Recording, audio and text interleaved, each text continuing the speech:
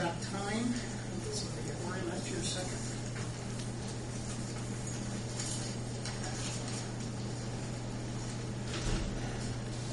Okay, let's call the meeting to order. We'll pass 6:30. Maida, would you call a roll call, please? Ken Dorn. Yes, here. Doug Fry. Here. John Schmallenberg. Here. Darrell Pullen. Here. Will Retley. Here. Dave Wagon. Here. Tim Forden. Here. Thank you. Has everybody received a copy of last month's minutes? Do we have a motion to approve those minutes? So moved. Thank you. Second. Thank you. Go ahead, a roll call, please. Ken Dorn. Yes. Doug Fry. Yes. John Schmallenberg. Yes. Darrell Pullen. Yes. Will Retley. Yes. Thank you. In the absence of Christina, Darren, can you give us an update on Lincoln Street? I will try. I guess there's not a lot of action, but from the right-of-way standpoint, for all practical purposes, the right-of-ways have been secured. Obviously, there's still some paperwork and documents that's got to get signed, recorded in various agencies to get all the dots dotted and T's crossed. So, but I don't see anything that's going to slow the project down from the right-of-way standpoint. Utilities, we spoke with Duke. They're probably the lead utility as far as their relocation goes. They are still on schedule to start the actual field work in June. Unfortunately, we were trying to pin them down to, is that the 1st of June, middle of June, late to June. They haven't determined that yet, but all along they've told us they would be starting in June. They hope to, within the next 2 weeks, probably have a better feel whether it's the 1st or the end of June, so we should have something there. Because all the other utilities kind of are waiting for when they, obviously some of the utilities that actually hang on their poles can't do anything until Duke has moved through.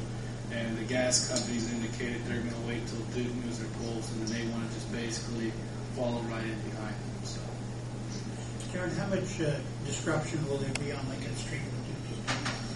with Duke setting their poles, there shouldn't be a lot. They're going to be obviously off the roadway to set the new poles. What they've indicated they will be doing is they'll be setting new poles, leaving the existing poles, and then stringing new wire, and then just do a quick transfer over, because they're within. A lot of times the poles will be within 10 feet of one another, so they don't anticipate any disruption and that sort of thing. So as far as traffic thing, you're probably talking about maybe a half a lane closure there for 50 feet area where they have to have their trucks and that sort of thing. They'll be coning it off probably, so and they'll be going as they go, so it won't there'll be pinpoints where they're doing. So I don't think that you're going to see an impact of any significance of their relocation. So from Duke's standpoint. As far as schedule, we're still on schedule for letting in August. And there's a couple things there that we're trying to get a hold of, and we've set up a meeting with NDOT to talk about. We got special provisions in there for incentives and penalties for the construction time frame, and sometimes NDOT will determine when that construction time frame is. So we requested a meeting so that the city has some input into how they would like to see that construction time frame, so as to make sure they don't arbitrarily sign a date that is not what you guys are looking for. So with that goes through the Seymour District's engineer, so we've requested that meeting. So he hasn't gotten back to us, so we're still trying to get that resolved. So the provisions are in the contract documents. They're just some blanks that need to be filled in prior to letting. The other thing I wanted to talk to you about is street lighting. And bear with me, I am not an electrical engineer, so I will do my best to explain what we've got proposed here. last year or a year and a half when the design of the street lighting was occurring, basically you had a couple choices of how you lit the thing, whether you used a metal halide light type of thing, and then there's a couple other different halide lights that you could utilize. In the last 6 months, I'm sure everybody's read about the ability of alternate energy sources to try to become green, more energy efficient. There's new technology out there called LED lighting. Basically, up until about 3 months ago, 4 months ago, it really wasn't. The technology did not advance far enough to where it could be utilized for street lights. It's used a lot all the time in interior lighting, that sort of thing. But the industry has pushed. When we met with the lighting people a year and a half ago, they said it's probably 3 to 4 years out. Well, the industry pushed them forward to make sure this happens in a very short period of time. The technology's there; it's out now. What I'm proposing to do is we're real close to the deadline here as far as trying to include that into this project. It would take a little more engineering work to incorporate that, but here are some of the advantages, and I'll kind of run through some of these advantages and disadvantages.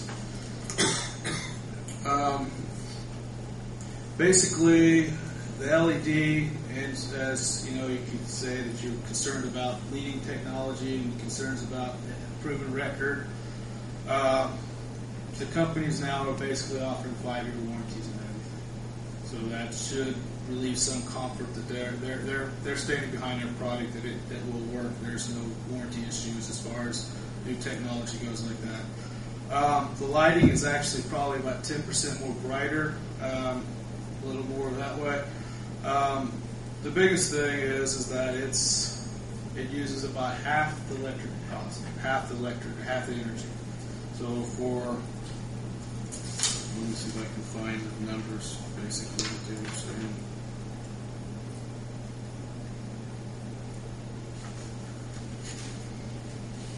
It's not popping out, but anyway, that's what we've been. It's here we go. Yeah, it's about just right at half the energy cost. The other thing is that the normal light bulbs or light fixtures have about a 2 to 3 year lifespan. Basically meaning you'd have to change light bulbs every 2 to 3 years that are normally used. The LEDs have about a 16-year lifespan. 16, yeah, that's what makes it. So, and you look at the real cost savings is not only in the reduced energy that would be there, but also in the reduced operating maintenance costs.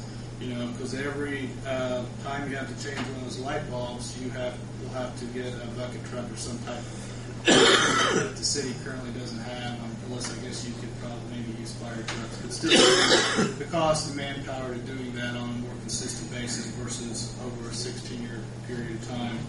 The other thing is the current metal halide lights, as time goes on during that 2 to 3 year period, their efficiency will drop. So that by the time when they go bad, they're about 70% efficiency. LEDs do not have that drop off of efficiency over time. So you don't get.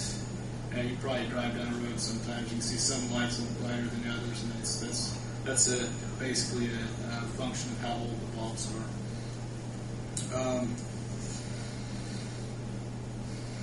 The other, let's see, the disadvantages. It's a little has a little bit higher initial capital cost. So we're estimating roughly a little over $500 a fixture.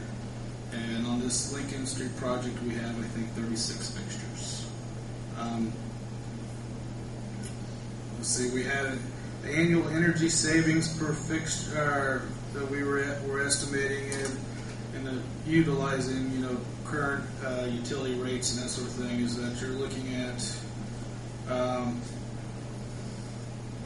I'm reading this right, about between $50 and $80 a year just in savings in energy cost. Replacement cost for bulbs, you're looking at,